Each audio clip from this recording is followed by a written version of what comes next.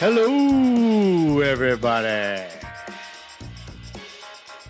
Welcome to another episode of Dirt Nap City, the podcast about interesting dead people.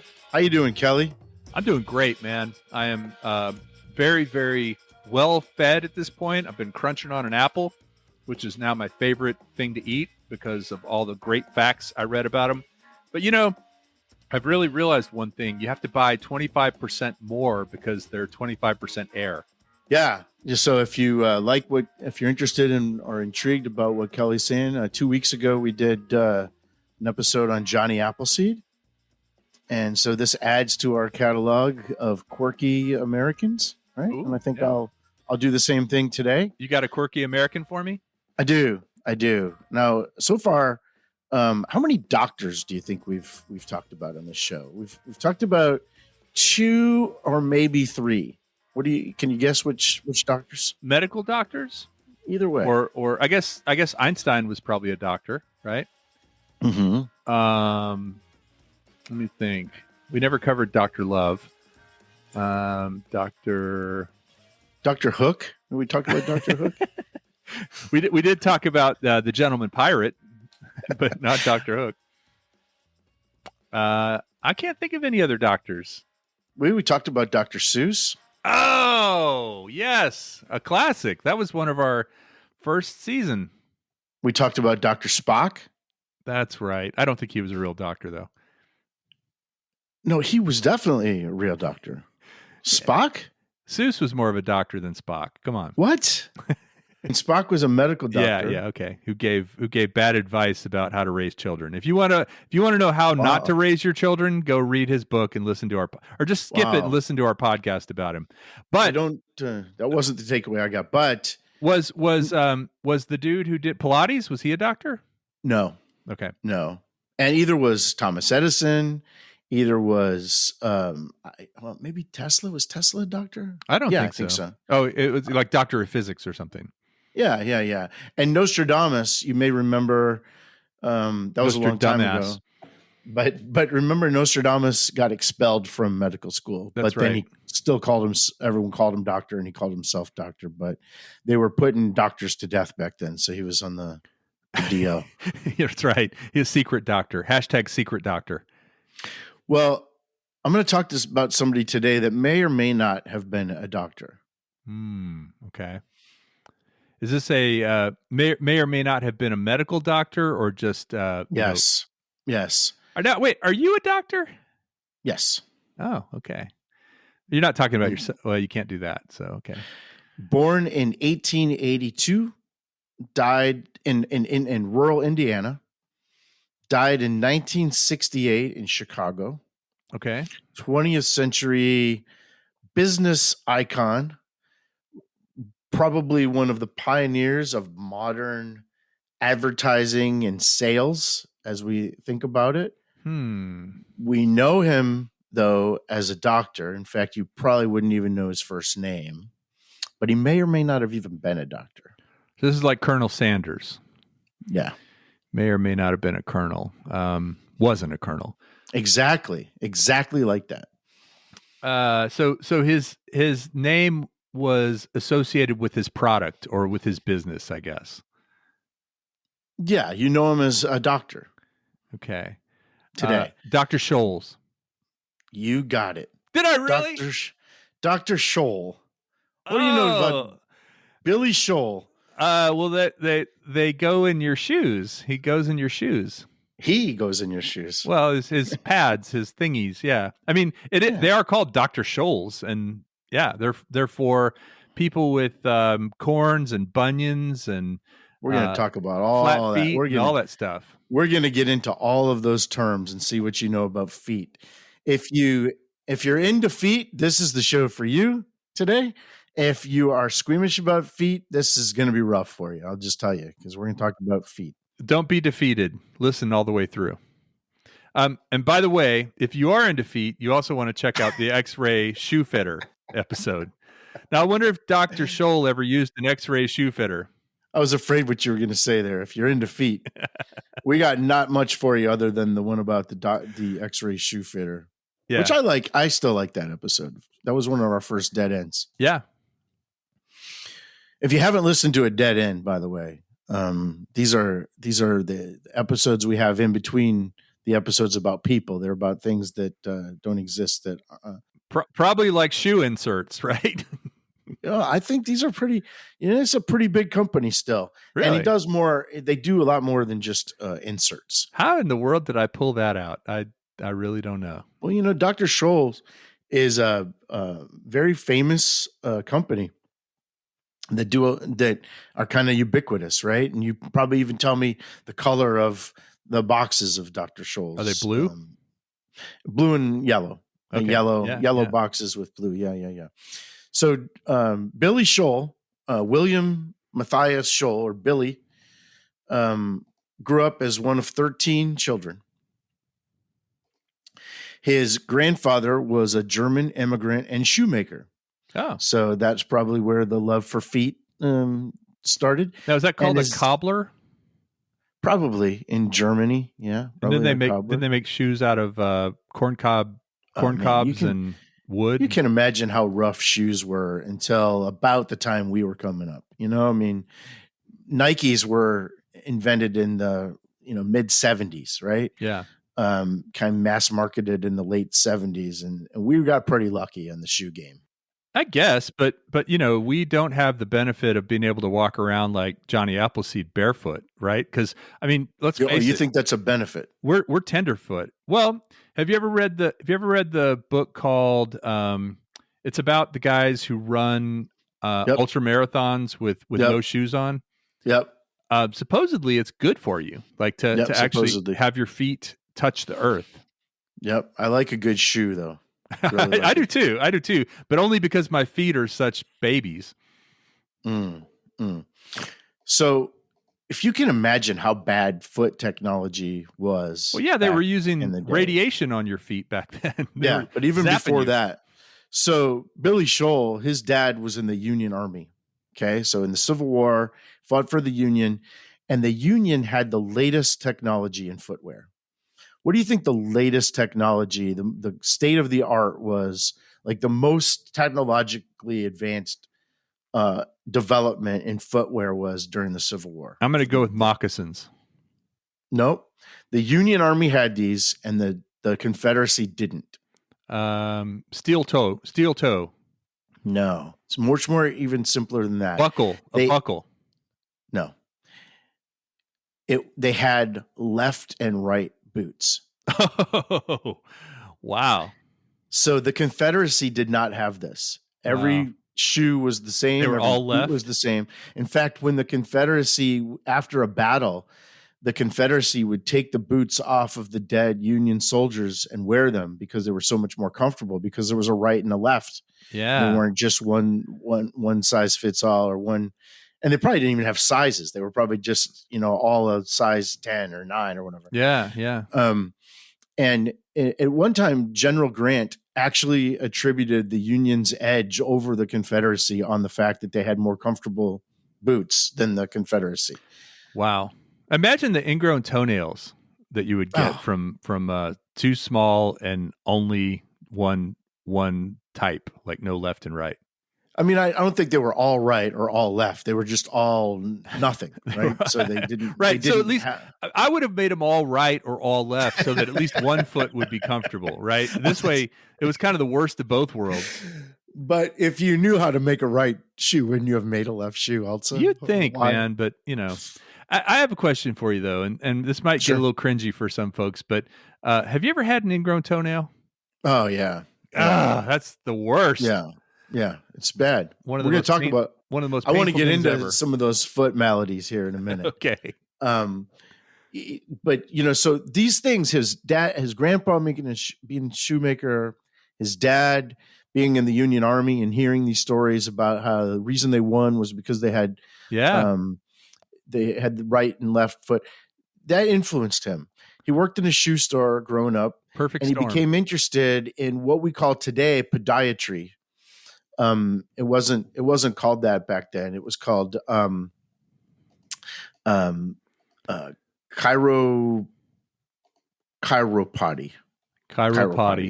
chiropody. I need to go chiropody. And because it wasn't really something that in medical school they focused on. They thought at the time that the foot, shoes weren't supposed to be comfortable. That people, if you had bad feet, it wasn't a medical issue. It was just you need to toughen up, basically, right? Yeah, that's how I feel. Yeah. So it wasn't something that.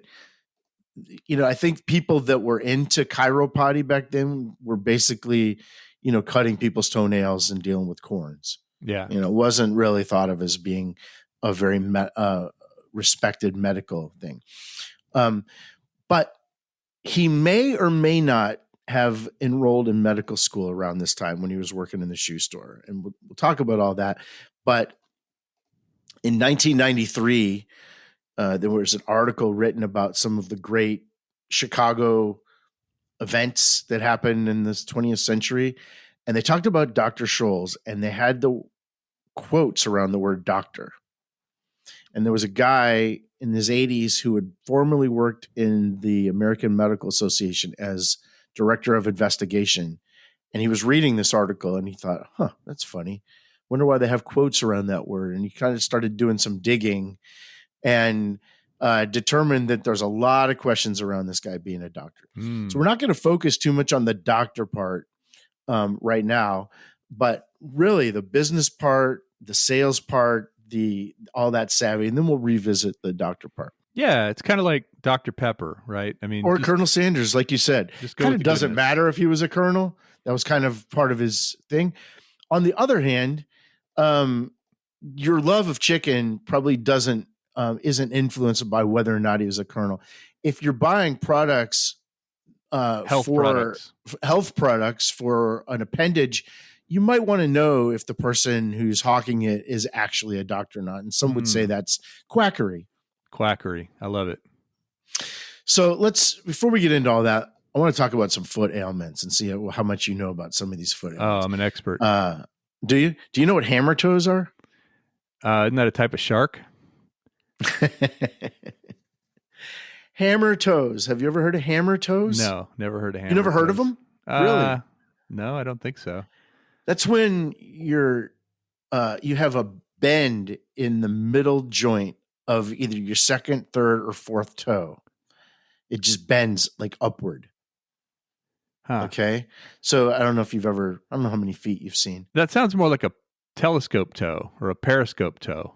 I've never heard of that. Well, if it bends upward, it'd be like a periscope poking out of your That's shoe. not a thing. But you can imagine if you have that and it's rubbing against your shoe, how irritating that would be. Oh, right? Yeah.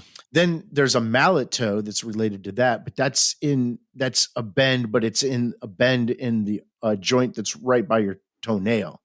So it just depends on where so if your toes don't bend up, then you don't have any of these. But if you have a bend, then you have a hammer toe or a mallet toe. And everybody visit our website for diagrams. We've got a downloadable PDF with photos and diagrams of Alex's toe.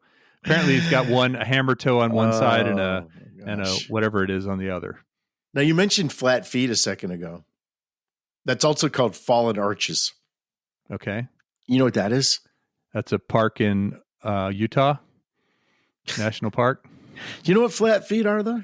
Have you ever seen anyone with flat feet? No. You've just heard about it, right? You don't have any idea. Yeah, I thought it was like a detective, or is that a gum foot? That's a gum shoe. Yeah, okay. Yeah, I'm not going to be talking about gum shoes at all. Other than the gum, that's not true. That gum shoe that worked for the American Medical Association right. tried to get to the bottom of this. Yeah, you're right. So flat feet are fallen arches. So you know what an arch is? Yeah. An arch is where the tendons of your foot form an arch by pulling tight at your heel, and they pull it so your foot kind of bends. Arch right? support. You need arch support. And when they don't pull together, there's no arch. And so, like, if you can picture somebody standing, like putting their foot in paint and then putting it on a piece of paper, you'd be able to see your entire foot. Right. It doesn't have that curved peanut look like it does with an arch. Right. The foot may still curve, but it doesn't go upward. I've got good arches. I'm Do you? yeah. My mom, that was one thing. she always bought us shoes with good arch support. That was like a high priority for her. So some people may be born with a flat feet, or they may have developed it through some sort of a condition.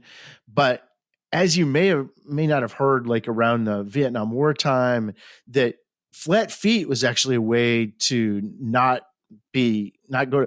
You can't go to the military if you have flat feet. You've heard that before, like in movies. Is that what Trump got out for? No, he had a bone spur. Oh, okay. He had a bone spur, but flat feet was a reason that about 3% of the population has flat feet, because they say that it gives you prolonged pain if you're standing or running or marching. So it could be very painful and cause spine problems. Oh yeah. But posture. So flat feet was a reason that a lot of people would give to try to get out if they're getting drafted, for example. So they'd have their doctor write them a note to say, sorry, young Alex Milam has flat feet. He can't serve. You probably had to, they probably gave you a physical and determine that, like when I don't think you could get a doctor's note saying you had flat feet. They would determine that. They'd say, take off your shoes, and you'd say, oh, no way. Dip them in paint, right? Yeah. Do you know what corns are? It's funny. I just had a conversation about corns recently. This proves that you're an old man. I was about to say it's something that I was going to say old people get on their feet. But no, enlighten me as to what a corn is. It's some sort There's no one in their 20s that are having conversations about corns, unless it's cornhole. Corn on the cob. Corns are thick skin lesions, kind of like a callus. Okay. On your toes that are caused by rubbing or pressure from shoes. And corns can be caused by hammer toes. Oh, they're all related. They're kind of like calluses, but I think they're thicker and are they more painful? Permanent. Yeah, for sure. Do you know what bunions are? Another American legend with a ox named Babe, right? And all of his Paul children. Bunyan. Yeah. That would be another character. Paul Bunyan, spelled Bunions. And he just walks around going, ow, ow, ow, my feet. I've got 2 left shoes and a bunion. Do you know what a bunion is? No. I'm not really an expert. You've heard of bunions, right? Why did you have to out me as not knowing about feet maladies? But you've heard about bunions, heard of it, right? Yeah, I have no idea what it is. I'm not that old. What do you think it is? It's probably something that happens on your heel, maybe, because it's on the bun part. Actually, no. It's a great guess. I don't think any part of the foot is called the bun. Oh. But it's it's a bony bump on the joint of the base of your big toe. Oh, yeah. I've seen that. It kind of goes out at a little bit of a severe angle. Exactly. Okay. So it's caused by the bones in the front part of your foot move out of place, and they cause the tip of your big toe to get pulled towards the others, and then it moves the joint out the opposite direction, so it sticks out. It must be awful. I've seen that before. I have seen that before. And, if you're listening and you have bunions, we're not laughing at you. We feel your pain. We are. But and then finally, ingrown toenails is when you mentioned before. It's when the side of the toenail grows into the flesh. You can get those, I think, sometimes if you're cutting the toenail at an angle. At an angle, supposed to cut it straight. It's definitely one of the design problems of the human body. One of many, as I might add. Can I tell you a quick story? I used ingrown toenails are the worst. I used to get them a lot as a kid. I had several. I even had to go to a doctor and have it cut out one time because it was so in there, and I was just screaming every time you touched it. But at one point, I actually had to have half or maybe my entire toenail removed because of the ingrown toenail. And I don't know, maybe they gave me a local anesthetic down there and ripped it out. I mean, I was probably 12, 13, 10 years old at the time. And what's weird is my toenail grew back, but it grew back all bumpy and like not smooth. Like on the top. Yeah, it grew back all kind of rough and bumpy and was like that for years. And finally, that kind of went away and it got back to normal. And I haven't. Isn't that crazy? Yeah, it's very, very weird. Also, another quick little toenail story while we're on the subject. I used to do a thing with some of my friends. Every New Year's, we would paint our toenails, and whoever had just like all the toenails, but on your big toes, whoever still had toenail polish the latest in the year won. It was like a contest. So because your toes grow from the back, not like the tip of it doesn't grow. You cut off the tip and then it grows from the back out. So basically, as you go through the year, you'll find that the base of your toenail no longer has polish because it grew out. And then finally you just have this little sliver like a moon at the end of your toenail. And we would, like every month we would have a little meetup and see who still had a sliver of. Who did this? You and all your punk rock friends? Me and all my punk rock friends. Yes. It was very punk rock. I never got into this. Hey, you want to? I think we should do it this year. I think next time we get together, you, me, Al, Chris, we'll all paint our toenails and we'll see who can last the longest. We'll make it a Patreon contest. Right. The winner will get live updates. Our Patreons. So if you fast forwarded, we're at the end of the foot ailment portion now, and you could, and we don't blame you at all. Yeah. In fact, yeah.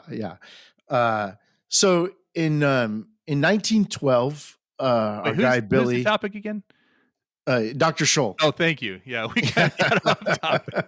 Billy Scholl. But all that's important, knowing that there's a market here that wasn't being tapped into at all. Oh, okay.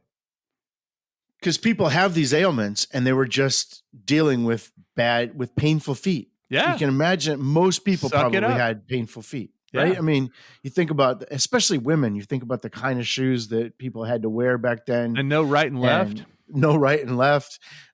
Probably just, it was just a part of life that when you walked around, your feet hurt. Yeah. 1912, he founded a college of chiropody called Scholl College. Okay. Like I mentioned, podiatry wasn't really even seen as a proper medical profession until like the 1950s. Wow. So nobody really respected this stuff. Today, though, the Scholl College still exists. And 1/3 of foot doctors in the U.S. graduate from Scholl College. Wow. So that's it's not an insignificant number at all.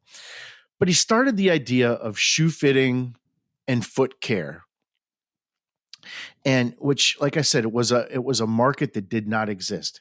This guy would always carry a skeleton of a human foot with him. I mentioned he was a little strange. Yeah. Did I mention he was a little strange? Great on dates. Billy Scholl. Another one of our unmarried Zernep City residents. Right. If you look at the percentage of people in life that aren't married, we have a disproportionate percentage of them as subjects on the show. Yeah. If you die unmarried, your odds of getting on our show are much higher.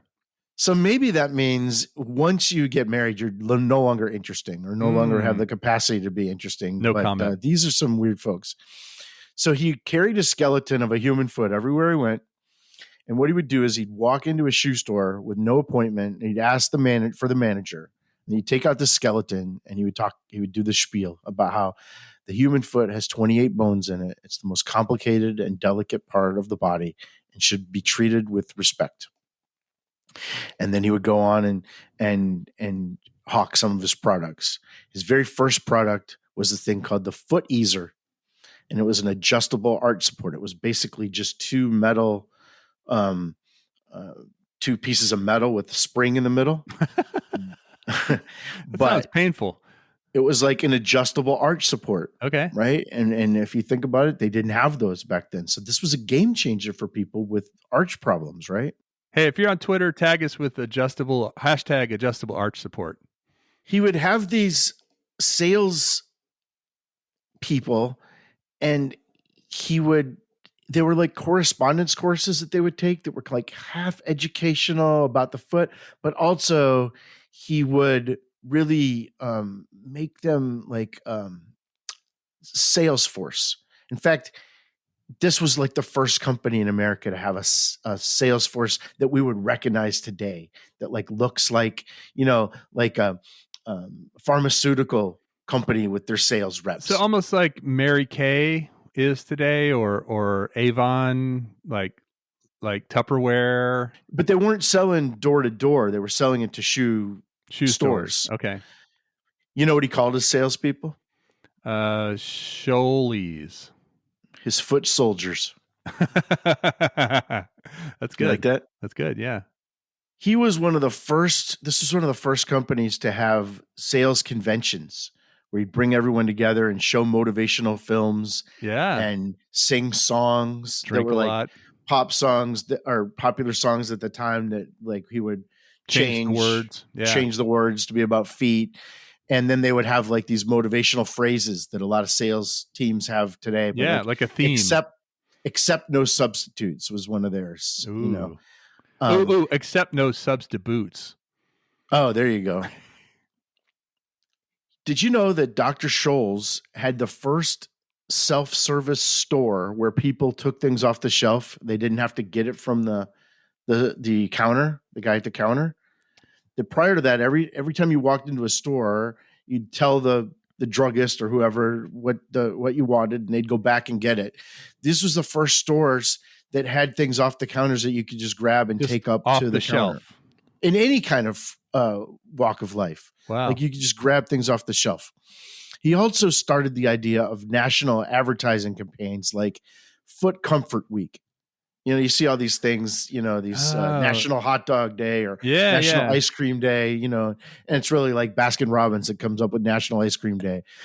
He would design these things like he would have the girl with the most perfect foot contest, and everybody would send in.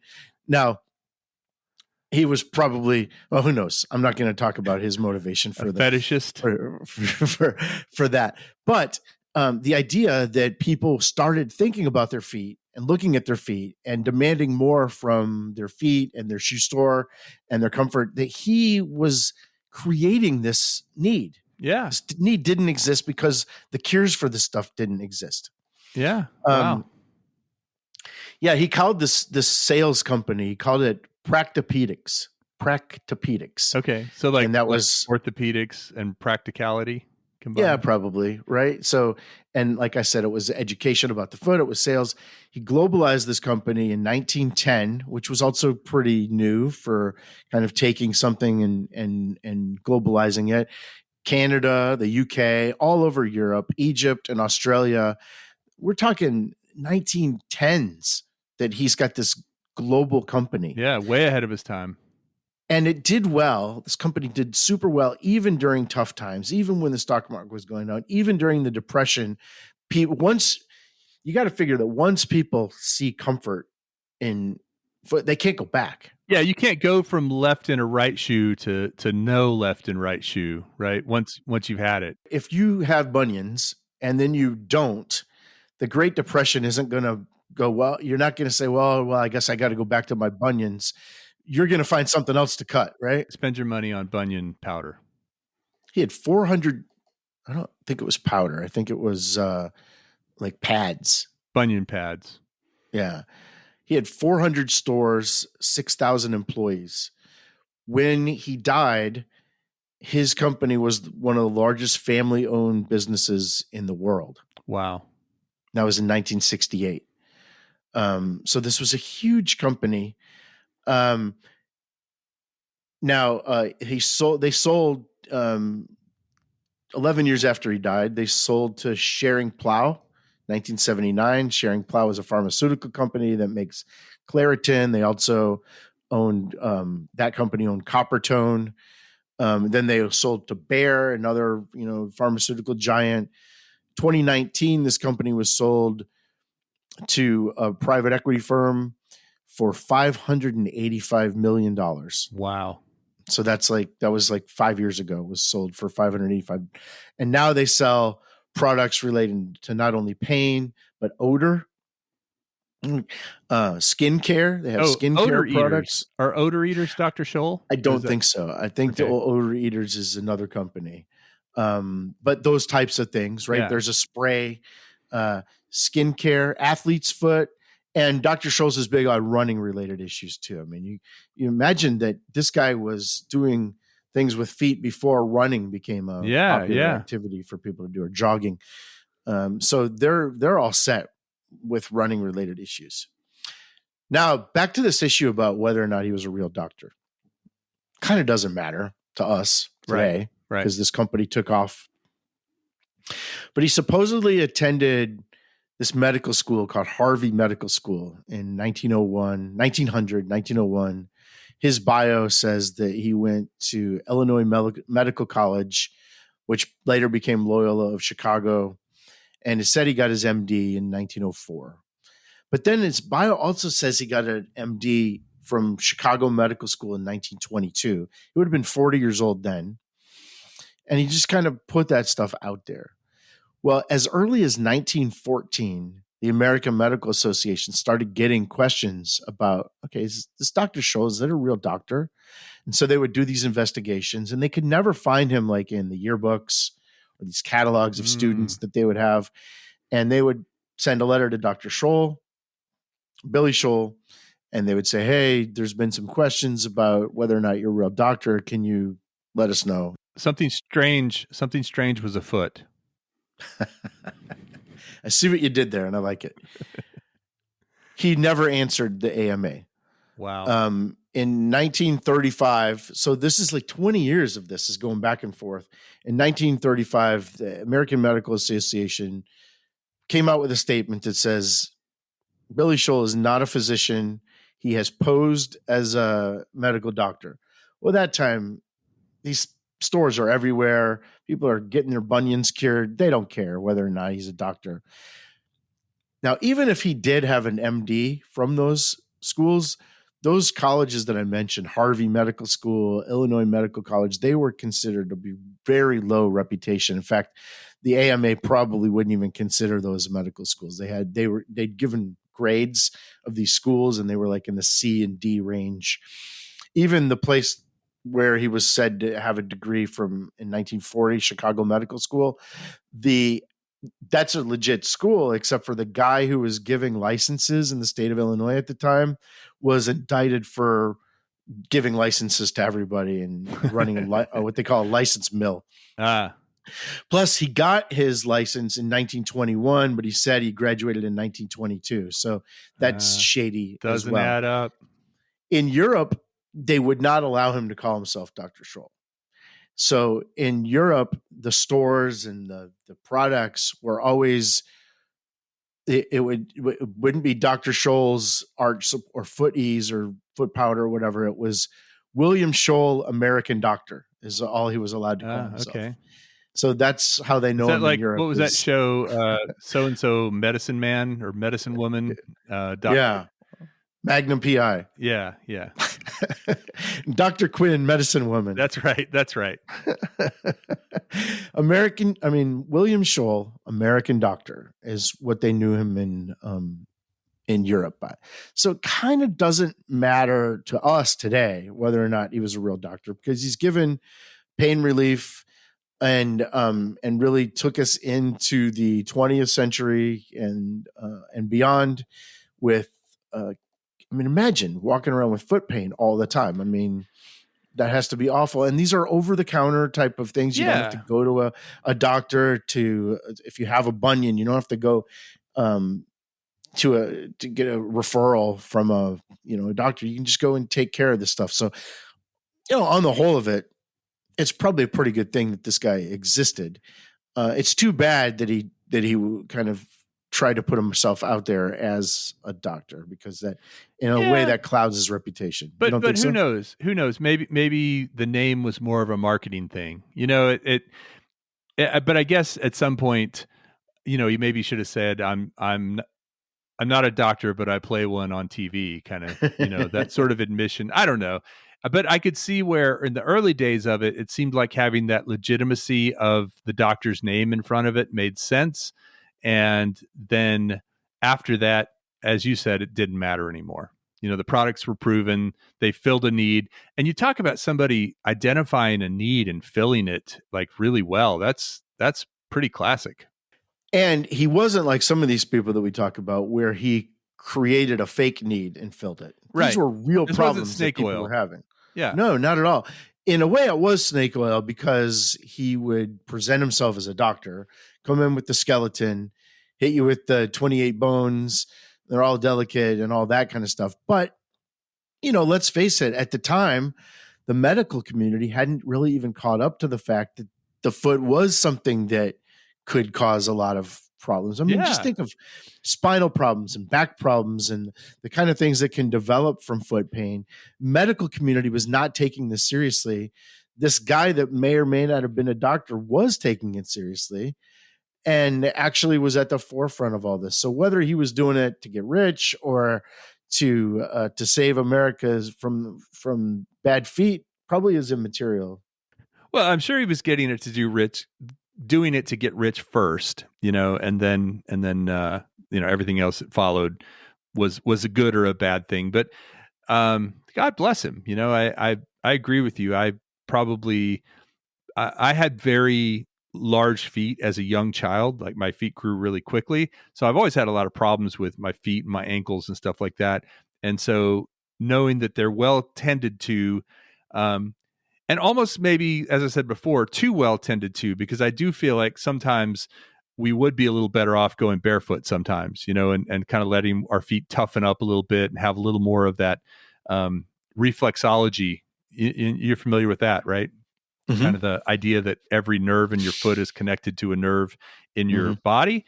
And so that's one thing I think we miss out from with too much padding, is that sometimes that stimulation of those nerves, which can help your sinuses, can help your nervous system, your heart, like all of those things supposedly are connected and can be healthier if you don't have your feet so well protected. And that's easy if you're Johnny Appleseed and you're walking around in grass all day. But with the kind of, on the concrete jungle, even driving in bare feet is a terrible idea, right? It's funny. I've done that a few times, and I always find it really interesting. Like I do not like it. I kind of like the way the pedal feels on your foot. It's no, I don't like. I won't go on. I won't drive a car barefoot. I don't like getting on a ladder.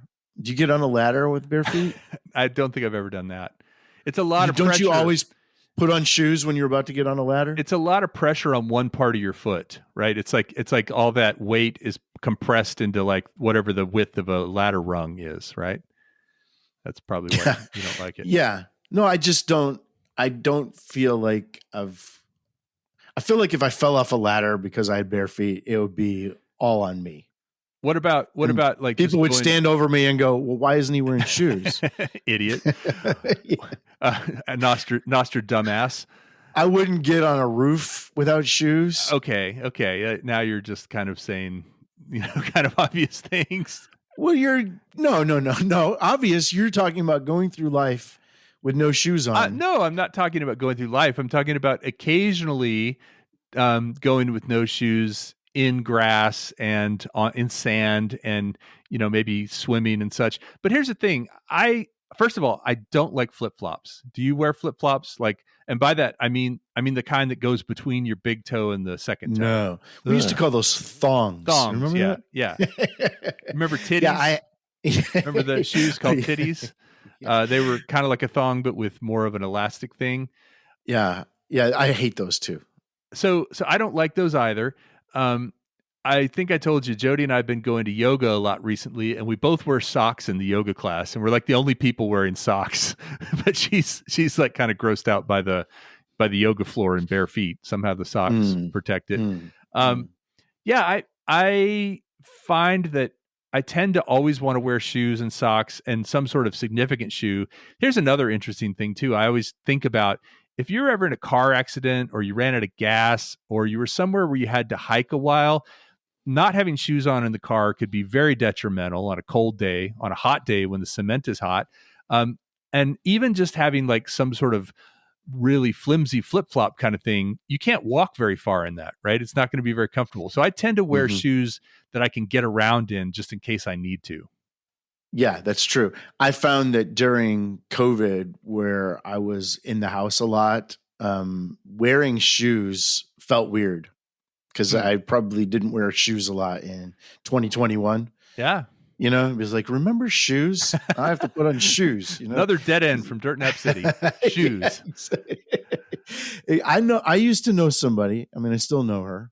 I won't out her, but she never wore shoes and would wear pants that were so long that you couldn't tell. Huh.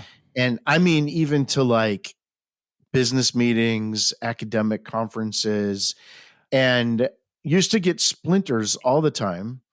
Used to get, I remember finding out about this because we were walking across a railroad tracks one time, and she started complaining about splinters, and lo and behold, she wasn't wearing any. She was wearing bare feet. So I think there is a certain, I don't know if it's a physical ailment or I also know a guy from Oklahoma who's a very nice guy. I've met him at several conferences who doesn't wear shoes. And I feel like it's because he doesn't like the constrictive feeling of it. Like it really bothers him to have that constriction. And so I think that's more than just a choice. I think that's something that's going on in somebody's brain or physically that, they almost have almost an aversion or a phobia of shoes. Weird. I'm not sure. I'm not calling him weird. It's a strange is a little less of a judgy term. Unconventional, just like us. Well, hey, Alex, I do have to apologize to you. Did you say for what? I forgot to get you a card for National Comfort Foot Week this year, and I'm really sorry. Well, that's okay. It was Foot Comfort Week. When was that again? Yeah, I missed it. And when is Foot Comfort Week? I don't know. Are you Googling it? No, but I can. Okay. Hold on. Foot. What? Yeah, we should really encourage all our listeners out there to celebrate Foot Comfort Week. And the best way to celebrate Foot Comfort Week is to go barefoot on a walk while listening to Dirt Nap City on your Walkman. Dude, you're not going to believe this, but I think we're in it now. It's in March? I think we're in it like now. I think it's this week. Oh, well, okay then. You need to get out right now and listen to an episode of Dirt Nap City while you go for a walk. If you're listening to this, it's already passed. Feet Week. They call it Feet Week now. Oh, yeah. Not to be confused with Fleet Week in the Navy. No, it's just, and now some of our listeners might think that pretty much everything we've been talking about today is gross. Yeah, as usual. There's some people that just really hate thinking about, talking about, looking at feet. There's other people that are quite the opposite. Yeah. In fact, I've heard that these days that many women will not want a picture taken if you can see their feet in them, just because there's creepers on the internet that are so into feet that they like any Facebook kind of post. They're into all that. You don't have to include any of this in the actual. So if you're a foot fetish creeper, write to us, not at Dirt Nap City. Let us know what turns you on and send us a picture of your feet. Maybe we'll reply in kind. I wonder if foot fetishists are into their own feet too, or if I don't know. So have you ever had reflexology? You ever gone to one of those little places usually run by, an old couple? I'm not sure I believe in it. Really? Yeah, I'm not sure I believe in it. Man, I've been to a couple of them. There's one not too far from us, and for Father's Day, my kids know I need a good foot rub from time to time. And so they paid for this old Asian man to rub my feet. So I walk up to the door outside of this little strip mall, and he's smoking a cigarette. We go in, and it's like, $50 for an hour of foot rubbing. But man, he gets up there. It hurts. There's, he's doing little pinch points and getting into the nerves and kind of rubbing with the tip of his thumb, getting in. I mean, it's like fascia, like he's getting into all the fascia. And then at the very end, he stands up and he takes his arms and he takes a towel and he kind of rubs it up your legs, up your shins, so that all the blood goes up it's crazy. I highly recommend it. No, nothing about that sounded pleasurable to me. Right from the beginning. A cigarette. An old Asian man. Smoking a cigarette. You lost me at old Asian man. All right, racist. It went downhill from there. Yeah. Now, if it was an old white man, I'm all in. Right. And again, you don't have to include any of this in the episode, please. This is about a 25-minute episode. I think. All right, well, let's get back on course. All right. I think the legacy this guy left was that he changed the way companies sell things, changed the way we market things, the way we advertise. Some of the advertising tricks that he used we would recognize today as very 21st century type of advertising. He was a brilliant marketer, and his name still, I mean, I think worldwide, most people know, if they don't know Dr. Scholl, they at least know William Scholl, American doctor. They call me Dr. Scholl. They call me Dr. Scholl. Bye. We went off the rails on that one. No. I'm sorry. That's fine. You good?